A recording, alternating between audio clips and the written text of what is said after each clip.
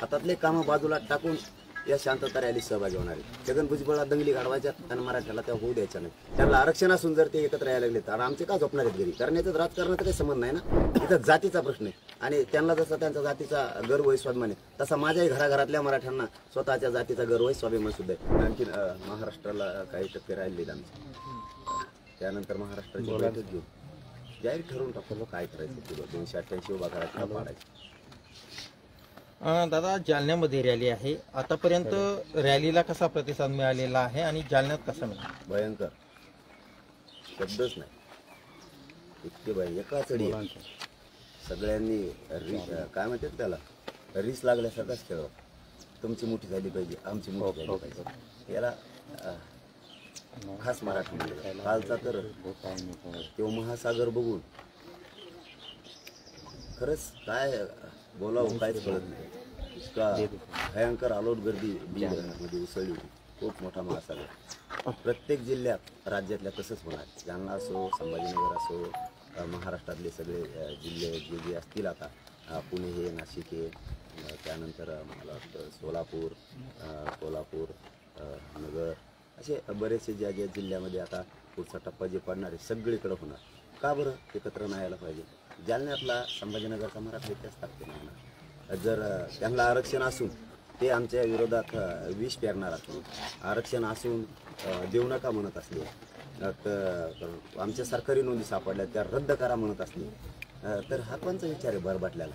मग ह्या विचाराच्या विरोधात मराठा समाज घरी का बसणार? इथं राजकारणाचं काय संबंध आहे? कोणत्याही पक्षात असू द्या मराठा, कारण मराठा समाज हा प्रचंड संख्येनं मोठा आहे, विखुरलेला आहे सगळ्या पक्षात, पण इथं जातीचा विषय, इथं राजकारणाचा विषय नाही आहे। त्यामुळे सगळ्या पक्षातले मराठी, शेतकरी मराठी, कामगार मराठी, सगळेचे सगळे आज सुद्धा हातातले कामं बाजूला टाकून या शांतता रॅलीत सहभागी होणार आहे। छगन भुजबळला दंगली घडवायच्या आणि मराठ्याला त्या होऊ द्यायच्या नाही, म्हणून शांततेच्या या रॅल्यात आणि मराठा आरक्षणासाठी सुद्धा या रॅल्या।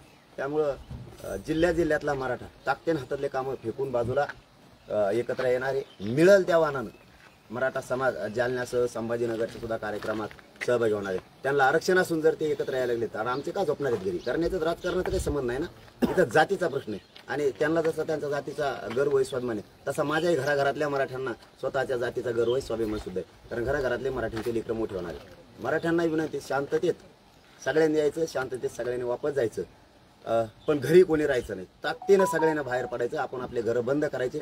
शहरातल्या मराठ्यांनी, ग्रामीण भागातल्या सगळ्या मराठ्यांनी जिल्ह्यात ताकदीनं एकत्र यायचं, ही सगळ्यांना विनंती आहे। मराठा समाज उघडा पडू द्यायचा नाही।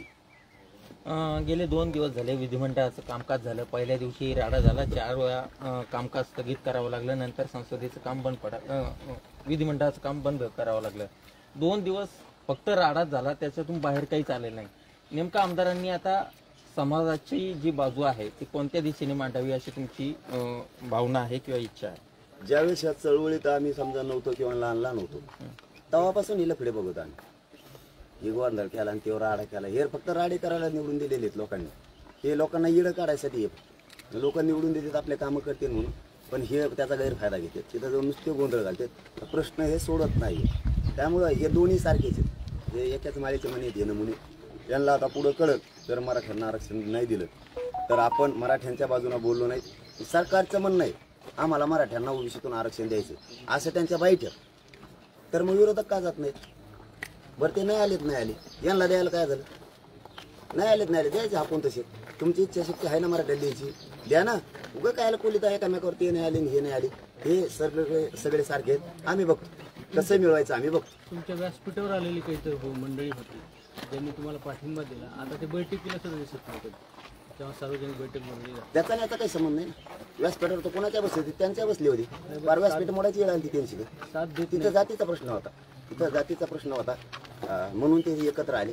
आमचे एकत्र येतात कधी कधी, नाही आले तर आम्ही काय कुठं कवर नाराजी दाखवायचे, ते कुठं नाराजी दाखवते, हे त्यांच्या जातीच्याच बाजूने वडीत येत, त्यांच्यात काय ते विषय ठेवत नाहीत, हा विषय आपला नाहीये तरी पण विषय नसणारे सुद्धा विषय घ्यायला लागले, आमचेही घेते घ्यायला लागले। तिथून पुढे विनंती या, ते बी यायला लागलेत, सगळ्या क्षेत्रातले यायला लागलेत। परत असे काही क्षेत्र आहेत की त्यांना जातीचा विषय मांडता येत नाही, तरी काहींनी अंधारातून मांडला, काहींनी उजाडातून मांडला, काहींनी मागून फुस लावली, काही बोलू लागले, म्हणजे जे क्षेत्र नव्हते त्या क्षेत्रातले पण उतारले. तसं मराठ्यांनी सुद्धा सगळ्या क्षेत्रातले उतरवा. त्यांचं जरा बघा, शिका जरा त्यांचं. ते कोणत्याही क्षेत्रात असली तरीही त्यांची त्याच्यात येता येत नसलं तरी ते येते जातीकडून राहते. आपल्याही मराठ्यांनी जरा लक्ष घाला बारीक. सगळ्यांना हातातले कामं सोडून तुम्ही सुद्धा एकत्र या, सगळेचे सगळे मराठी. कारण इथं राजकारणाचा विषय नाही, इथं विषय जातीचा आहे. ते जातीसाठी एकवटले, तुम्ही सुद्धा एकवटा. मी तर हटत नाही, तुमचा मुलगा म्हणून मी लढणार आहे. आणि येऊ दे कोणाकोणाला एकत्र यायचं ती मी त्यांची पाठ फोडीतो, पण ओबीसीतून आरक्षण घेतल्याशिवाय सोडत नाही.